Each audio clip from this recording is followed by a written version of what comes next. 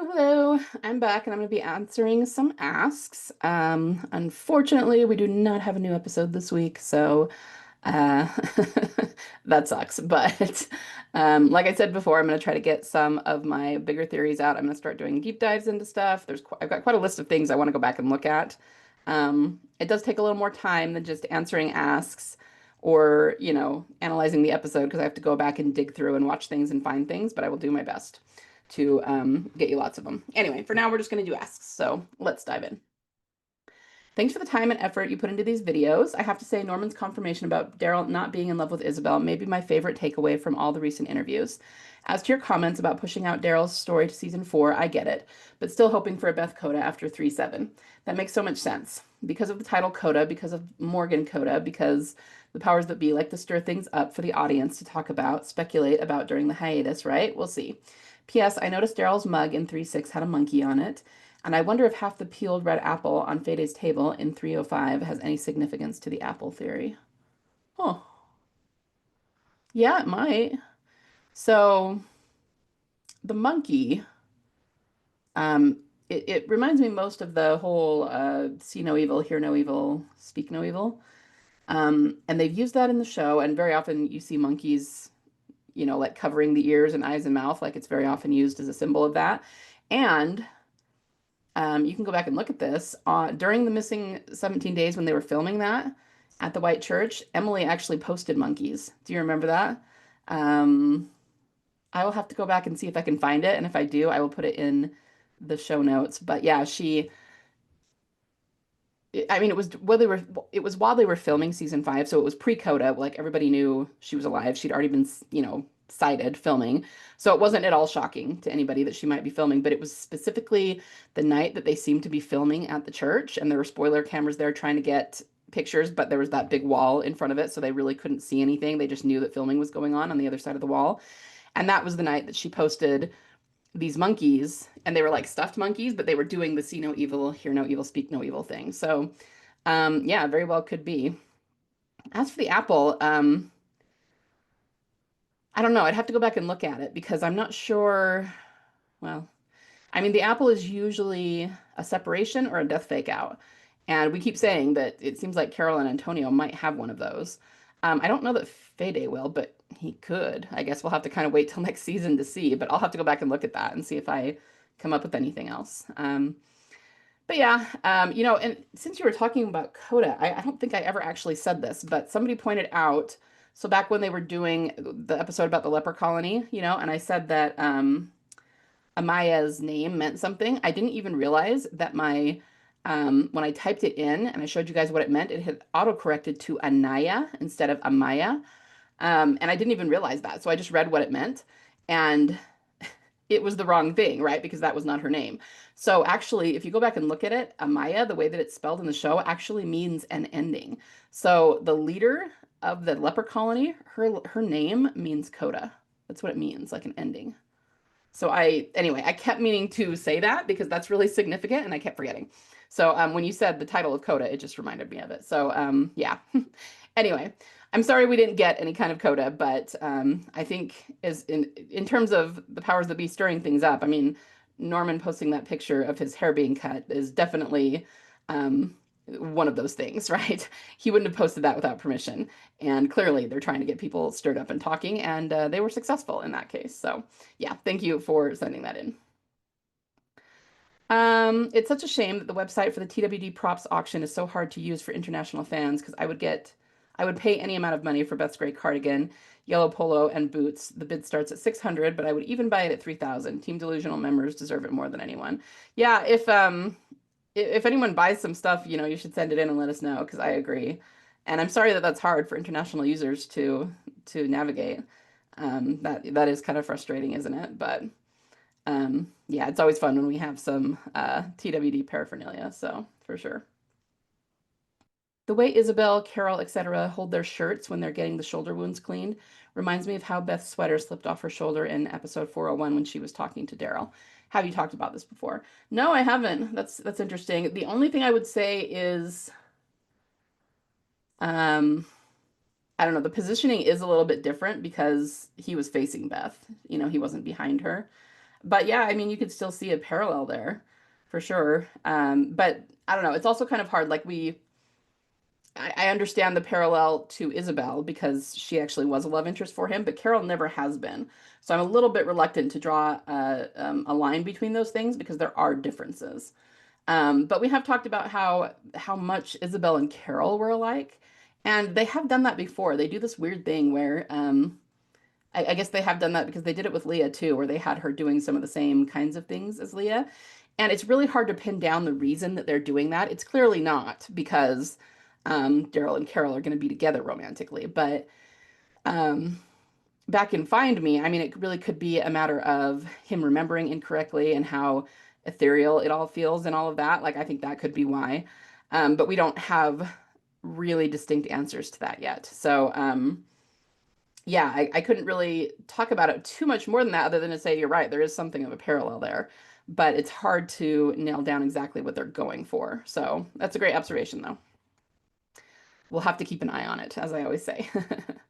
FYI, the Carol reviewer is, yeah, I know who that is. I just don't want to try to pronounce what the name is. She spent years mocking TDers. She said what she said to get our hopes up and for clicks on her articles. Yeah, she could be. Could be. Wouldn't surprise me.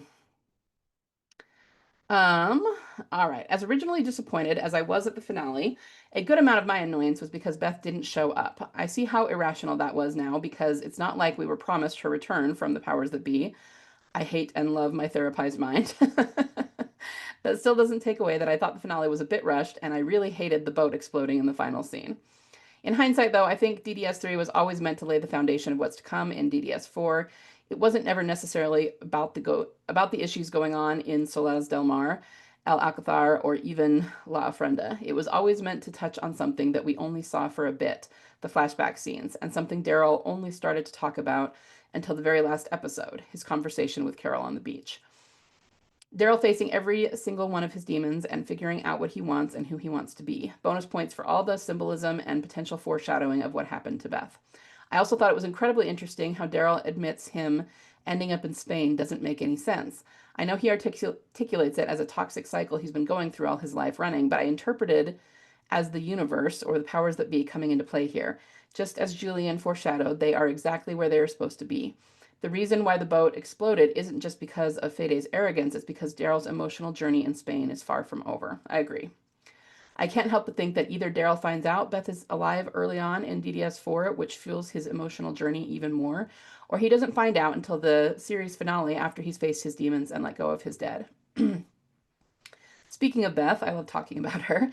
At this point in the story and all the pieces that are finally coming together, there's just no way in hell she's not coming back at this point. I highly recommend reading Frankie Penny Love's recent post and Galadriel Jones' reblog of their post if you haven't already. It also makes me wonder if Daryl will ever talk about Beth or say her name before he finds out she's alive. Norman Reedus has emphasized that DDS4 will be heavier for Daryl emotionally. Beth is the most integral part of that journey since he was never the same after her death, and because the only time he didn't want to run and actually wanted to settle down was with her. I hate that we have to wait another year for another season to find out what's going to happen, and with how long we've been waiting already, but if it gives us Beth in the end, I know it will have been worth the wait. Or Gimple better make it that way at least. I want to see what happened to Beth after all these years, and I want to see all the romance, damn it. Yeah, we are with you. Damn it, we want to see it. So yeah, I really love everything you put here. I don't know that I have a whole lot to add. Let's see. It is interesting that they said it doesn't make any sense. So I do like that. And that Julian foreshadowed it. And it's like the other thing, I like that you say it's because there's a reason that the boat exploded, and it doesn't have to be. I mean, in the show, they have to come up with a logical reason, which is that, Fede started shooting at them and the boat caught on fire. But in terms of telling the story, it doesn't really have to be that logical. It can just be that it's supposed to happen this way. It goes back to it went the way it had to, it went the way it was always going to, in order for things to um, happen in a certain way. And I think that's why I'm always so behind Gimple storytelling, because even though at times it can be really drawn out, I just think he is a big believer in fate, and he's a big romantic softie at his core. And so And so is Angela Kang. She wrote still, right? So I trust them to do the right thing with it. And I think, all the evidence we have, everything pointing to it, like you said, there's just no way in hell it can be anything else. So, yeah, I just totally agree. Um, it will be interesting. I gotta say, I hope she shows up early in season 4. I hope we get a lot of her, but it would be really interesting if, it would be maybe less desirable, but still really interesting if she didn't show up until the very end. And the reason I say that is because, once again, remember this show, this spin-off is about him finding his happy ending. So even if he only sees her for 2 seconds in the very last episode, and again, I'm not campaigning for that. I hope that is not the case. But even if it were, that would still be the answer to his happy ending. You know what I mean? That would still be the writers telling us, no, no, this is his happy ending. And then he would have to go fight for it. So I'm really interested. I'm really interested to see what they'll do with it. Yes, I did read both Frankie Panny Loves and Gladriel Jones's reblogs, so I will put those in the show notes if anyone wants to read them because they're really good. I agree. Everyone needs to read those if you haven't yet. Yeah, so thank you so much for sending that in. I just agree, and I really like the way that you laid everything out. Not really a social media person, but I decided to stalk Emily's Instagram. I'm so glad because I don't have the time, so I'm glad you guys stalk their Instagrams. And it seems unlikely that she could be filming anything for season 4. First off, I'm getting mixed answers on when exactly they started filming. Some say early July, and others are saying sometime in August. Regardless, Emily had her last Veep show on the 25th. She was also part of some comedy show on the August 10th. And she posted on September 28th that she wrapped filming the previous week on a movie called Bad Eggs. I want Beth to come back as much as any tea dear, and I hope I'm wrong on all of this in any way. Do you or anyone else have any info on anything I mentioned or any info on Emily's social media activity? No, but I would redirect you to the previous video that I did before this because somebody laid out how she only has been surfacing in the last few months on social media during times when the Walking Dead is, or the Daryl Dixon is not filming or are taking breaks from filming.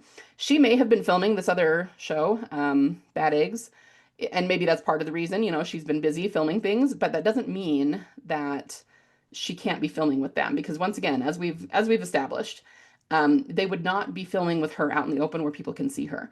I would be surprised if they had her anywhere near Norman Reedus when they were filming. Um, or at the very least, they would have them filming indoors in studio where nobody can see them. So, and I mean, even if you look at these dates you laid out, that's one time per month that she's showing up and doing other things. The whole rest of the month she could be filming, so we can't say for sure that she is, but we certainly can't say that she isn't because she's being really strangely quiet for her on social media. So I don't have any specific information that can confirm or deny anything, but I would recommend that you go watch the previous video and that comment because it's very compelling. I think your assessment that the Unchosen girls did not endure sexual abuse is completely inaccurate.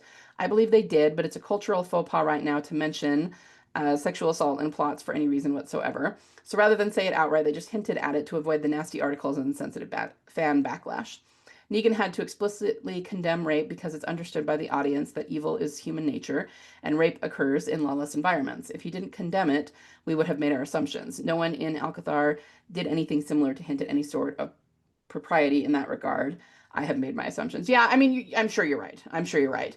And it is strange to me that it's, like you said, that it's a cultural faux pas right now to mention it. It's like, well, why? Everybody knows it happens.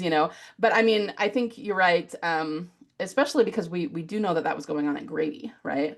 So in terms of the parallel as well, you would kind of assume. So I mean, I'm sure I did say that. I didn't necessarily mean to say that or imply that they hadn't or that they wouldn't have to deal with something like that, but just that they wouldn't be specifically in a abusive, marriage where they had to do what their husband said. But that doesn't mean they don't have to watch out for the other, people, guards, whoever who are around. So yeah, you're right. Thanks for pointing that out.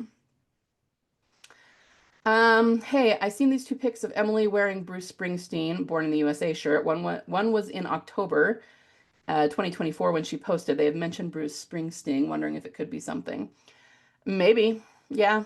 Hard to say because, we got to admit that Bruce Springsteen is pretty ubiquitous. Everybody knows who he is, and lots of people have those t-shirts. But especially if she's specifically posting it, I do feel like a lot of the actors, but especially Norman and Emily, post a lot of hints. So I think it's definitely a possibility for sure. But, like I said, we can't know for certain. So hopefully you're right and great observation. Okay, this is the final one I have for tonight. Do you think there's a chance they're bringing Angela Kang back soon? Apparently, she's been really quiet about TWD Daryl Dixon since she left the project, but she suddenly started sharing things and posting about it. Ooh.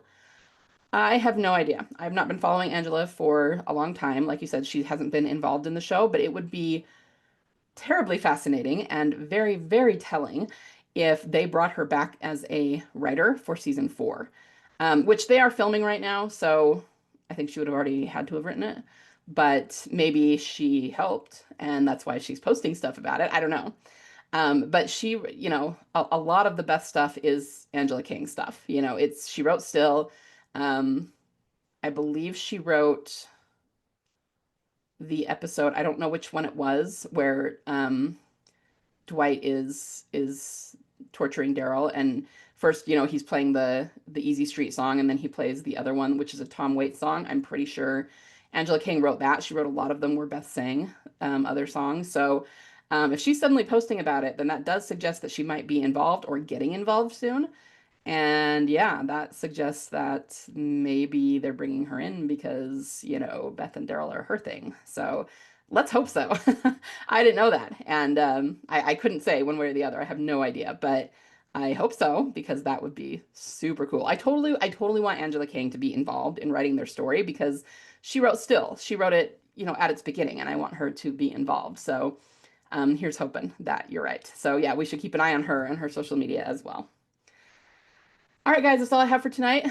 Um, I will be back soon with another video. Got plenty more to discuss. And if there's anything in particular you want me to do a deep dive in, feel free to send it in and I will do my best. Okay. Thanks so much for being here with me, and I will see you in the next video. Bye.